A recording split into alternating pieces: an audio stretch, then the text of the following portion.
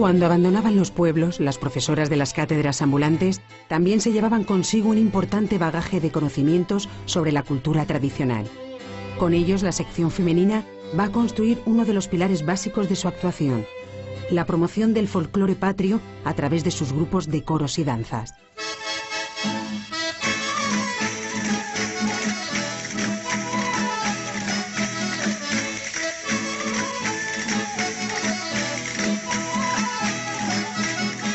Amén de un buen complemento para la actividad deportiva, la sección femenina veía en esta labor de recuperación una crucial dimensión cultural y nacionalista. La música tradicional en los grupos de coros y danzas hicieron como una polea de transmisión de la ideología franquista muy útil, porque bajo una idea inocente de las danzas había toda una ideología. Y esa ideología se transportaba muy bien, incluso fuera de España, vestida inocentemente con los trajes populares y regionales. Y detrás de eso había todo un aleccionamiento y un adoctrinamiento y una propaganda política. Pero la gente no se ponía tan a la defensiva. Es decir, donde no llegaban las consignas puramente franquistas, sí que llegaban de una manera inocente para encauzar, dirigir todas esas palabras que tienen dobles lecturas, todas esas cosas a través de algo muy visual, muy bonito y aparentemente muy inocuo, como era bailar. Si se recuperaba la música tradicional era para evitar esos bailes de moda tan nocivos que conducían al pecado.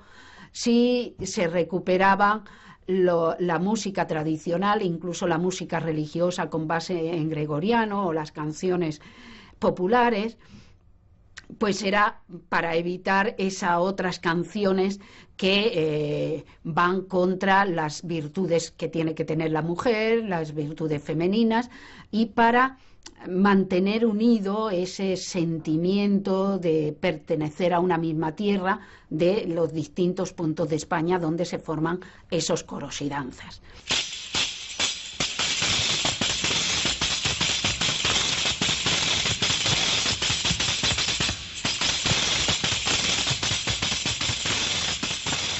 A partir de 1940, un recién creado cuerpo de divulgadoras de la sección femenina se encargó de la recogida de canciones y bailes en todo el ámbito nacional. El resultado de ese trabajo de campo se publicó de inmediato. Este fue el punto de partida para la creación de los grupos de coros y danzas.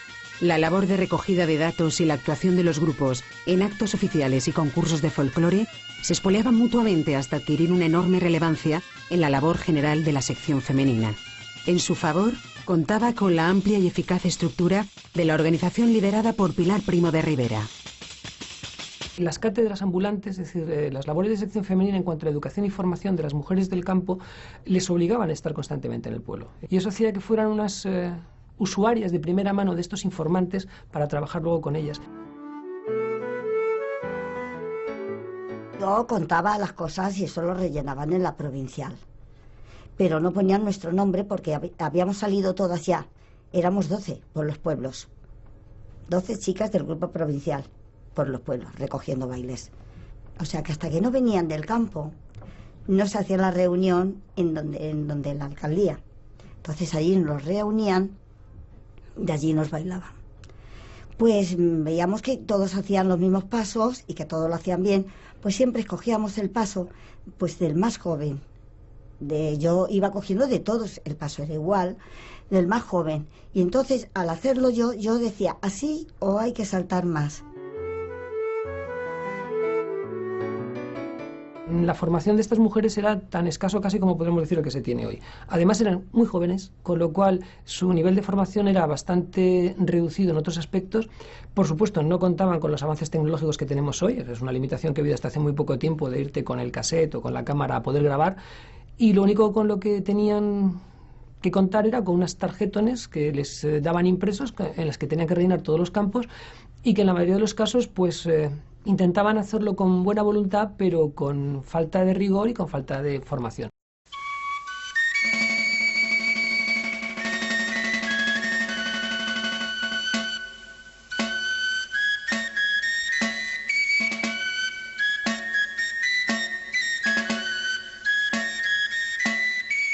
José Antonio definió la España con la que soñaba como una unidad de destino en lo universal, que elevaba a un estado superior las diferencias regionales, tan dañinas según él en el pasado.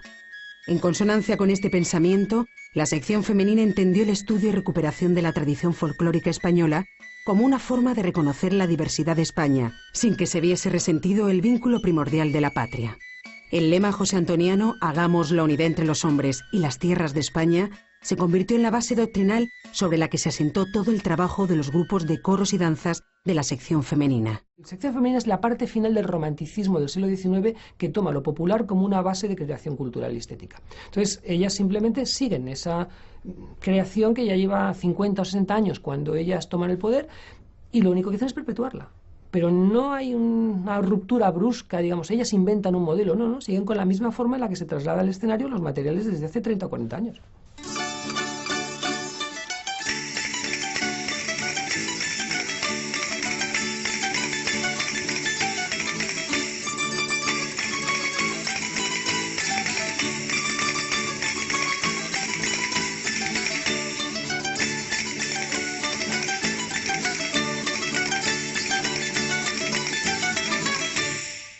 Un debate, pero para ellas y dentro de su propia coherencia no hubo ningún conflicto a la hora de manejar estos materiales. Es más, en las regiones más autonomistas, Galicia, País Vasco, Asturias, Cataluña, ya había una tradición bastante larga de grupos de folclore, y sección femenina lo único que hace es prestarles el escudo o prestarles la estructura de concursos, pero muchos de estos grupos siguieron siendo los mismos que antes de la Guerra Civil, por lo tanto seguían teniendo las mismas señas identitarias que tuvieron antes, más acalladas, más apaciguadas, pero evidentemente no desaparecidas. Y así se mantuvieron hasta que al desaparecer la dictadura, pues recuperaron de nuevo su estructura cultural más nacionalista, más reivindicativa, y ahí siguieron.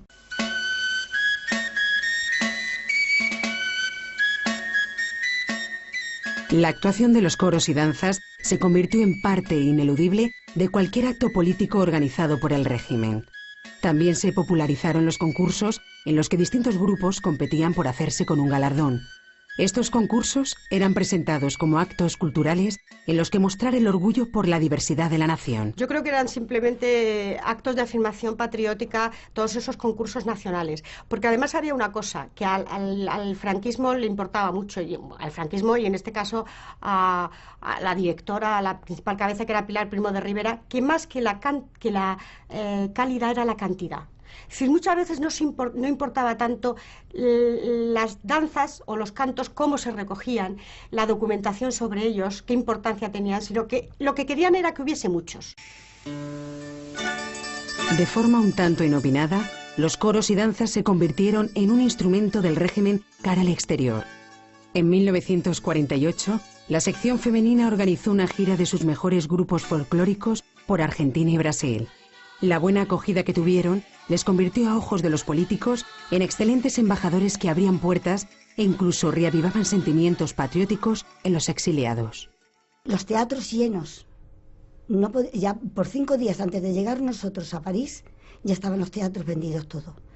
Bueno, pero de muchos españoles en La Gallina nos empezaron a gritar Franco Assassin.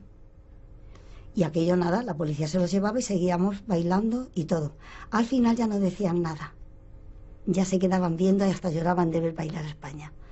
De alguna manera convertir a quienes estaban en los coros y danzas en embajadores de la cara amable de esa España a la que nuestros vecinos de la época, con no poca razón, pues no venían precisamente con buenos ojos. Entonces, de alguna manera, a través de los coros y danzas podríamos pensar que se intentaba dar otra imagen. Yo creo que si hubiese que resumir los pros y los contras que a lo largo del tiempo ha tenido coros y danzas y sección femenina en general, podríamos recurrir perfectamente a la cultura tradicional, a una sentencia, a un proverbio, a un refrán, a como lo queramos llamar. Y es que el infierno está empedrado de buenas intenciones. Yo no soy esa que tú